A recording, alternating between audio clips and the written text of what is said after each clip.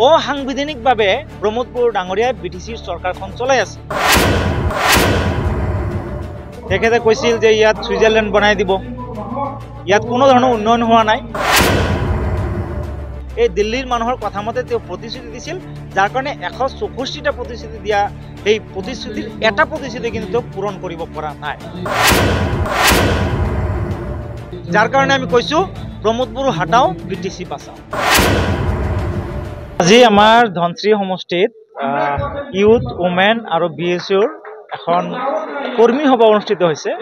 আৰু এই কৰ্মী সভাত আমাৰ কৰ্মীসকলৰ মাজত আমাৰ অনাগত নিৰ্বাচনৰ কাৰণে কি কি এজেণ্ডা থাকিব এই কথাখিনি আমি আলোচনা কৰিলোঁ। আৰু বৰ্তমান আলোচনা চলি আছে আৰু এনেকৈ আমাৰ 40টাকৈ সমষ্টিতেই আমাৰ এই কাৰ্যসূচী চলি আছে। আজি ক'ব লগা বহুত কথাই আছে। আজি আপোনালোকে জানে যে প্ৰমোদ বড়ো ডাঙৰীয়াই উন্নয়নৰ নামত ফটা ঢোল বজাই আছে। তেওঁলোকে বহুত ডাঙৰ ডাঙৰ প্ৰতিশ্ৰুতি প্ৰদান কৰিছিল। তেখেতে কৈছিল যে ইয়াত ছুইজাৰলেণ্ড বনাই দিব, ইয়াত কোনো ধৰণৰ উন্নয়ন হোৱা নাই। ছুইজাৰলেণ্ডটো দূৰৰ কথা, আমাৰ হাগ্ৰামা মহিলাৰীদেৱে 17 বছৰে যিখিনি ৰাস্তা ঘাট বনাইছিলে সেই ৰাস্তা ঘাটখিনি তেখেতে মেৰামতি কৰিব নোৱাৰিলে। তেওঁ এই বিটিচি অঞ্চলৰ পৰা নতুনকৈ কোনো ধৰণৰ জিঅ'টেক ID তেওঁ বনাব নোৱাৰিলে। এই 2018-19 চনত যিখিনি আছিলে সেইখিনি আইডিৰ নাম্বাৰ বৰ্তমান ঘৰ মানুহে পাই আছে। মহিলা আত্মসহায়ক গোটক যিখিনি 75,000-ৰ পৰা 4 লাখ টকা পৰ্যন্ত সবলীকৰণৰ নামত দিব, সেয়া নিদিলে। আজি বিটিচিখন সাংবিধানিকভাৱে চলাই নাই, অসাংবিধানিকভাৱে প্ৰমোদ বড়ো ডাঙৰীয়াই বিটিচিৰ চৰকাৰখন চলাই আছে। কেনেকৈ চলাই আছে?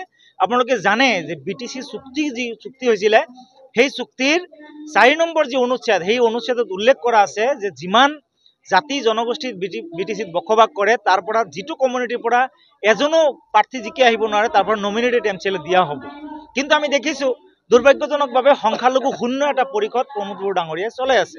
এজনো কিন্তু ইয়াত পাৰিষদ সংখ্যালঘুৰ পৰা নমিনেটেডো তেখেতে কিন্তু কৰা নাই। আদি কৰি বিভিন্ন ধৰণৰ আজি মাটিৰ পাট্টা দিম বুলি কৈ পেলাই মাটিৰ উচ্ছেদৰ জাননী তেওঁ প্ৰদান কৰিলে। আপোনাৰ ইতিমধ্যে গুৱাহাটী উচ্চ ন্যায়ালয়ক তেওঁ এফিডেভিট প্ৰদান কৰিলে। ইয়াত অনাগত সময়ত আৰু কিমান উচ্ছেদ কৰিব সকলো তথ্য গুৱাহাটী হাইকোৰ্টক তেওঁ জনাই দিলে। গতিকে প্ৰমোদ বড়ো ডাঙৰীয়া সম্পূৰ্ণৰূপে ফেইলাৰ হৈছে। আৰু ফেইলাৰ হোৱাৰ কাৰণে এতিয়াও আজি আপোনালোকে চাওক, তেওঁ 4-5 বছৰত প্ৰায় 5 বছৰ হ'ব হ'ল। এই 5 বছৰত প্ৰমোদ বড়ো ডাঙৰীয়াই কি কাম কৰিলে তাৰ কথা কিন্তু ৰাজ্যক ক'ব পৰা নাই। তেওঁ এতিয়াও 17 বছৰ নামৰ যি গান তেওঁ মুখস্থ কৰিছে সেই গানটোহে তেওঁ গাই আছে। আৰু তেওঁ মুখস্থ কৰা কথাবিলাকহে ৰাজ্যক কয়।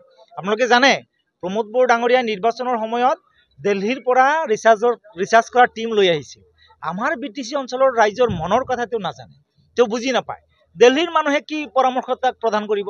এই দিল্লীৰ মানুহৰ কথা মতে তেওঁ প্ৰতিশ্ৰুতি দিছিল, যাৰ কাৰণে 164টা প্ৰতিশ্ৰুতি দিয়া সেই প্ৰতিশ্ৰুতিৰ এটা প্ৰতিশ্ৰুতি কিন্তু তেওঁ পূৰণ কৰিব পৰা নাই। যাৰ কাৰণে আমি কৈছো প্ৰমোদ বড়ো হাটাও, বিটিচি বাঁচাও। আমি সদায় মিলিজুলি আছো, আমি সদায় কেতিয়াও প্ৰত্যাক্ৰমণ হোৱা নাই। বিটিচি অঞ্চলত আগত যিখিনি বিভিন্ন ধৰণৰ গণ্ডগোল হৈছিলে আপোনালোকে লক্ষ্য কৰক, কেতিয়াও মাইনৰিটি মানুহে হাতত অস্ত্ৰ তুলি লোৱা নাই, কেতিয়াও প্ৰত্যাক্ৰমণ কৰা নাই।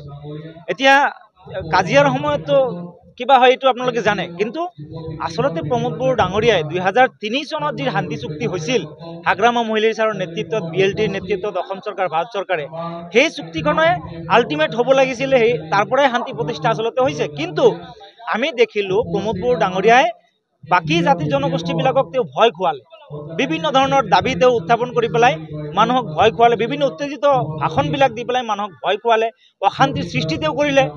তেওঁৰ ষড়যন্ত্ৰতেই 2008, 12, 14ৰ গণ্ডগোলবিলাক সংঘটিত হৈছিল। আৰু সেই কথা আমি বাৰম্বাৰ কৈ আহিছোঁ।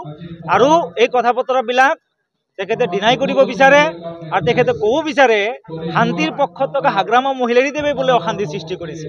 মই এই কথাটো তেওঁক উনুকিয়াই দিব বিচাৰোঁ। তেওঁ বৰ্তমান বিটিচিৰ চিফ, তেওঁ জানে নে নাজানে যে বিটিচিৰ যি আইন শৃংখলা এই দায়িত্বটো অসম চৰকাৰৰ হাতত থাকে, কিন্তু বিটিচিৰ হাতত নাথাকে। গতিকে বাৰম্বাৰ প্ৰমোদ বড়ো ডাঙৰীয়াই নিজক বচোৱাৰ কাৰণে বিভিন্ন ধৰণৰ মিথ্যাচাৰ ৰাইজৰ মাজত কৈ থাকে।